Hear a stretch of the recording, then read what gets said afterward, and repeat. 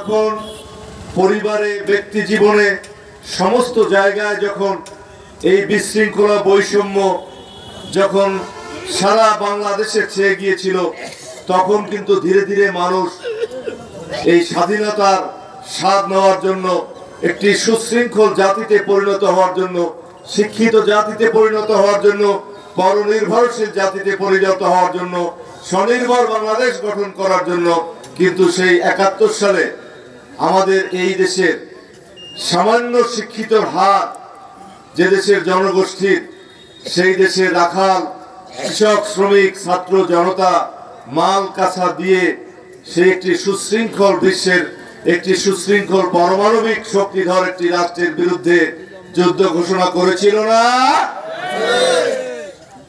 মূল বিষয় ছিল শৃঙ্খলা, শান্তি,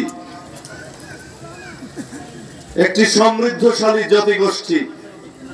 তাই আমরা এই যে এখানে উপস্থিত হয়েছি, যে যাই বলেন, আমরা কিন্তু এসেছি এই দেশের টানে, নাকি?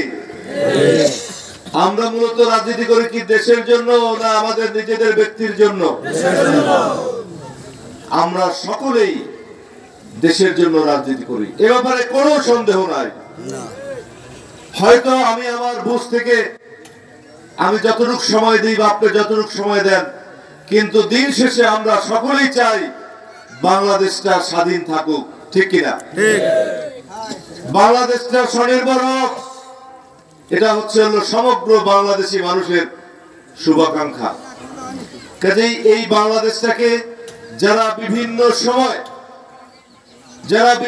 সময় বিভিন্ন ভাবে ব্যবহার করেছে, পাকিস্তান আমল থেকে এই পর্যন্ত, তার প্রত্যেকটি হারে হারে কিন্তু তারা জবাব পেয়েছে, পায় নাই?